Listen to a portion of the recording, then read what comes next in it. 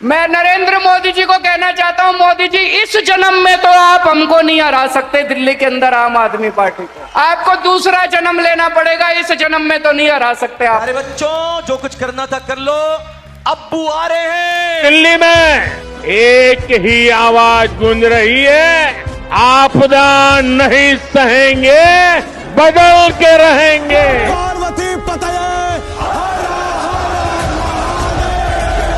घंटी लाया हूँ, घंटी, ये घंटी लाया हूँ बजाने के लिए, ये भी एक घंटी लाया हूँ बजाने के लिए। ये घंटी अच्छी बजती है, इसे भी बजनी चाहिए। ये भी बजने लगी है, दोनों घंटियां आपको बजा रही हैं। आखिरकार आपदा का अंत हो ही गया दिल्ली में, वो भी इसी जन्म में। अब अगले 5 साल तक जो चरण चुम्बन थे कुड़े कुड़ियां, वो तो बेचारे बेरोजगार हो गए। अब वो अगर तलोहे चाटते भी हैं तो उसका इनाम उनको नहीं मिल पाएगा, फीस नहीं मिलेगा, तो इसलिए अब घंटी बजाए। बजने लगी है, दोनों घंटियां आपको बजा रहा हूँ। आपका कार्ड, इसको बचा के रखना और केजरीवाल को वोट देना। केजरीवाल आएंगे तभी आपको पैसे मिलेंगे। तो किस पे वोट देना है? किस पे? झाड़ू। खुलेआम पैसे बांटे जा रहे हैं, ये देश के गद्दार हैं, ये देश को खरीदने, इनको इतना अहंकार हो गया है, इनको लगता है ये देश को खरीद सकते हैं। इनको जो पैसे बांटे, जो आपके वोट को खरीदने की कोशिश करे, उससे सब कुछ ले लो, उनका पैसा बर्बाद कर दो। इस बार जितना पैसा बांट रहे हैं, इनसे और पैसा खर्चवाओ, सारा पैसा इनका लुटवा दो, वोट मत देना इनको। यही किया मौलाना गजरुद्दीन, यही किया दिल्ली की जनता ने। फॉर्म तो भर दिया लेकिन वोट नहीं दिया तुमको। और जब मैं वीडियो ये कर रहा हूं तब तक तो तुम्हारा भी मुंह काला ही है, तुम हार रहे हो। ओझा जी, ये आपके लिए बोनस है, आपके बच्चों को फ्री कोचिंग मिला करके आपको तो बोलिए मुझे। मैं इनकी पर्सनालिटी से बहुत प्रभावित हूँ। मैं जब पहली बार इनसे मिला, मुझे लगा नहीं कि बहुत फेमस आदमी है, बहुत जाना माना नाम है। और आपके बीच में जिस तरह से मैं सोशल मीडिया पे देखता हूँ, गली गली में घूम रहे हैं, घर घर में जा रहे हैं, कोई अहंकार नहीं है। इस बकलोल का तो मैं बेसब्री से इंतजार कर रहा था, क्योंकि बड़ी बड़ी डींगे इसी ने हाके थे।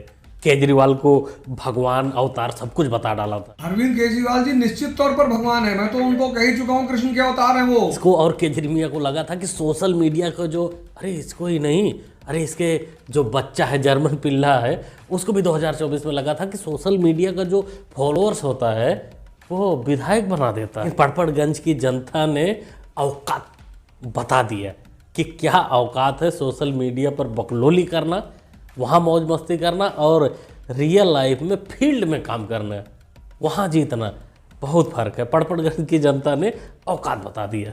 जय हिंद साथियों, सबसे पहले मैं सभी कार्यकर्ताओं को, सबको हाथ जोड़कर धन्यवाद कहना चाहता हूँ, सहृदय से धन्यवाद करना चाहता हूँ। आप खुशहाल रहें, आपका परिवार खुशहाल रहे, आपके बच्चे खुशहाल रहे।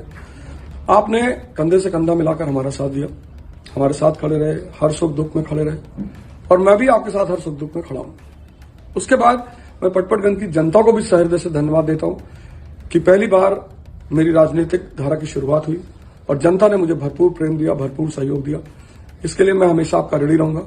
आप में से जिसको भी लगता है कि आपके बच्चे की पढ़ाई नहीं हो पा रही है, आपके बच्चे को दिशा नहीं मिल पा रही है, तो E40 वेस्ट विनोद नगर अंबेडकर पार्क के सामने आप कभी भी आ सकते हैं। बिल्कुल बोझा जी, बिल्कुल। लेकिन जिस तबीयत से तुमको पड़पड़गंज की दिल्ली की जनता ने धोया है, तुम्हें लग रहा है कि तुम आम आदमी पार्टी में भी रहोगे। अब ऑफिस की तो बात ही छोड़ो, जनता के हेल्प की तो बात ही छोड़ो।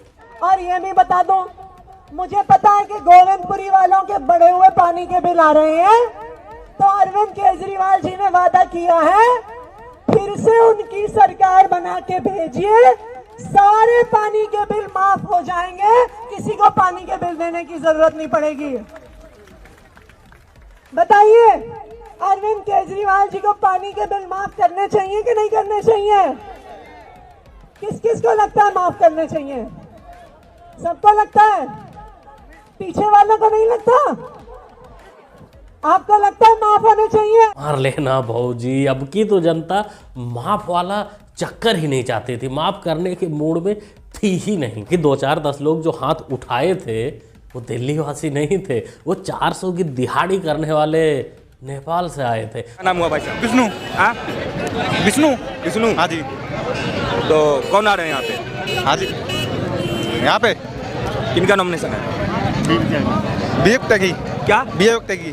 बीजेपी त्यागी? हाँ जी। अच्छा, कहाँ के रहने वाले हैं? बीजेपी नहीं कह रहा, विवेक त्यागी कह रहा मैं भी थी। कहाँ के रहने वाले हैं? नेपाल के जी। हाँ? नेपाल के। नेपाल के? हाँ जी। नेपाल से नॉमिनेशन में आ गए आप? हाँ जी। तक जो खबर है उसके अनुसार तुम ना तो अब विधायक रही और सीएम तो दूर की बात है। वैसे कांग्रेस की एक हल्का लंबा भी शामिल थी चुनाव में, उनका क्या हाल है? उनको भी 2-3 हज़ार मिल गए हैं। खैर वो छोटी छोटी चीज में खुशियां ढूंढने वाली हैं। भारत माता की जय श्री राम, जय श्री राम, भारतीय जनता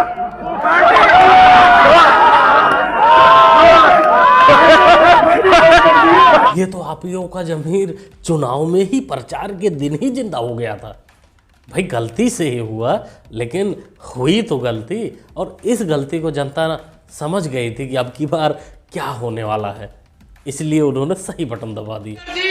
जिनको आप लोग नेताजी कहते हैं, वो गणेश जी की मूर्ति अरविंद केजरीवाल जी को भेंट करते हैं। क्या बोला तूने? जिनको आप लोग नेताजी कहते हैं। नहीं, पहले क्या बोला? गणेश जी की मूर्ति। हाँ, गणेश जी की मूर्ति अरविंद केजरीवाल जी को भेंट करते। और बनाओ हनुमान जी को, गणेश जी और बनाओ। खूब अपमान किए थे 10-11 सालों में सनातन का, हिंदुओं का। फल मिला तुम लोगों को। जिन हनुमान जी का तुम मजाक उड़ाए थे, उन्हीं हनुमान जी ने आज तुम लोगों की लंका लगा दी। एक बार तो जलाए थे, अब की लंका लगा दी है उन्होंने। पर सर आप दिल्ली गए, आप वहाँ संवैधानिक पद पर बैठे मुख्यमंत्री हैं अरविंद केजरीवाल, आपने कहा लतखोर है। मैंने कहा बिल्कुल, हमने कहा ये व्यक्ति बार बार मार खाता, अपने कारणों से मार खाता है। पर ये लतखोर शब्द उचित? मैंने कहा जो व्यक्ति जिस प्रकार की भाषा को के लिए उपयोगी हो, उसके लिए वो शब्द का उपयोग किया जाना चाहिए। क्योंकि जिस व्यक्ति के द्वारा संवैधानिक पद पर बैठ करके और जनता की समस्याओं को समाधान करने की बजाय जो व्यक्ति धरना प्रदर्शन करके न्यूसेंस क्रिएट करता हो और फिर पब्लिक मारती हो उसको, एक बार मार पड़ी है क्या? कई बार मार पड़ चुकी है। ये नौटंकी बार बार नहीं चलेगी देश के अंदर। आप बेवकूफ एक बार बना सकते हैं, बार बार नहीं बना सकते। लतखोर पद दिया था योगी बाबा जी ने। वैसे लतखोर और अरविंद केजरीवाल बहुत ही सटीक बैठता है। ये जितना लतखोर होते गए उतना इनको फायदा मिलता गया, लेकिन अब की इनको लतखोरी का फायदा नहीं मिला ठीक से। ये वीडियो देखो। केजरीवाल को चीफ मिनिस्टर बनाने वाला यही व्यक्ति है। इनका नाम लाली है, अगर आपने सुना होगा। पहला थप्पड़ इन्होंने मारा था, जो कि चीफ मिनिस्टर बन गया। देखिए ये इंटरेस्टिंग कहानी है। ये बताइए कारण क्या था वो थप्पड़ का? उसका कारण था कि जमीनी स्तर के जमीन से जुड़ा हूँ, गली गली घूमता हूँ। हमारे पास वकील भी, मजिस्ट्रेट भी, अच्छे भी बुरे भी सब बैठते हैं, तो हमें तजुर्बा है। तो उस टाइम उनकी था नायक फिल्म वाला ड्रामा चल गया, अब नहीं चलने वाला और ना ये कट्टर ईमानदारी चलने वाला। यही कारण था कि लाली भाई आपकी थप्पड़ नहीं बजाए, इसीलिए अब की बार इनके घर के बाहर बाजा नहीं बजा, बैंड नहीं बजा। तो लगता है कि आने वाले दिनों में इनके घर के बाहर ईडी सीबीआई का डंडा ही बजेगा। आगे इनको जो बड़े भाई हैं कांग्रेस वाले, उनको पहले भी कोई फर्क नहीं पड़ता था, अब भी कोई फर्क नहीं पड़ता था। वो पहले भी जीरो लाते थे, अब भी जीरो ही लाते हैं, क्योंकि वो आर्यभट्ट साहब को बहुत ज़्यादा मानते हैं, इसलिए वो जीरो के आगे बढ़ना ही नहीं चाहते।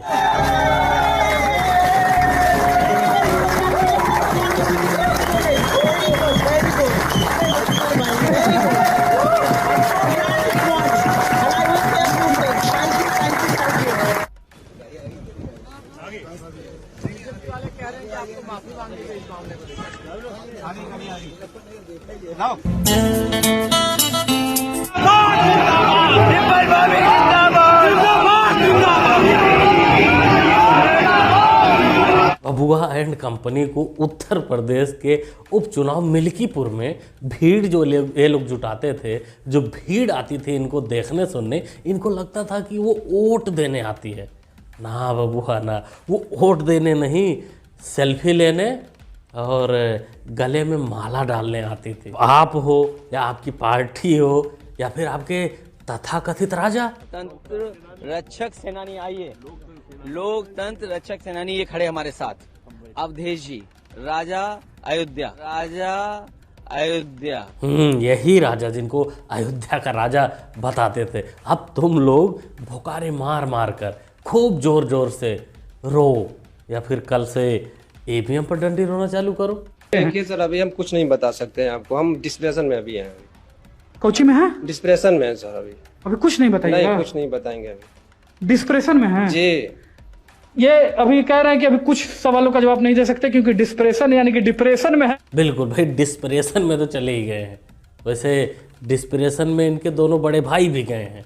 आज तो उनको ये शांत कराने में अपना समय देंगे, बाकी कल से सब प्लानिंग के अनुसार बाहर निकलेंगे, फिर शुरू करेंगे ईवीएम खेलेंगे कि यहाँ ये हो गया वहाँ हो गया। कुल मिलाकर ऐसे कोई फर्क वरक पड़ने वाला नहीं है, लेकिन फिर भी भाई करना चाहिए, मज़ा तो आता है।